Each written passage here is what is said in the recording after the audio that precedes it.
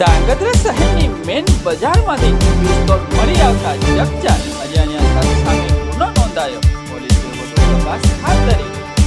ધાંગધ્રા શહેરના sewage main બજાર એક તોફાનની ઘટના સામે આવી છે. જ્યારે અંકિત ઇલેક્ટ્રોનિકની દુકાનની બાજુમાં જાહેર સ્થળમાં એક અજાણ્યા વ્યક્તિ દ્વારા પ્લાસ્ટિકના કેરેટમાં ઠેલો મેગી અને પિસ્તોલ તથા 3 કારતૂસ મળી આવ્યા હતા. ત્યારે વિસ્તારમાં ભયનો માહોલ સર્જાયો હતો. ત્યારે સ્થળ ઉપર હાજર સદામભાઈ ફ્રૂટવાળાએ સાવચેતી દાખવી અને તત્કાલિક ધાંગધ્રા સિટી પોલીસને જાણ કરી હતી.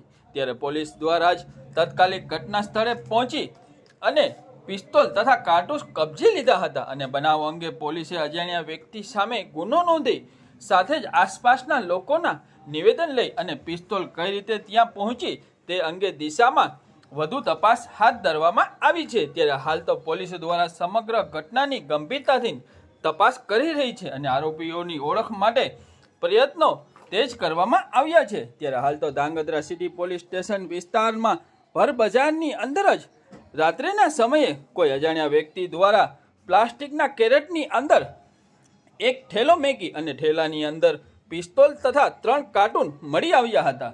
જે કાર્ટૂન મળી આવતા તત્કાલિક દુકાનદાર દ્વારા પોલીસને જાણ કરવામાં આવી હતી અને પોલીસ ઘટના સ્થળે પહોંચી અને પિસ્તોલનો કબજો લઈ વધુ તપાસ હાથ ધરવામાં આવી છે.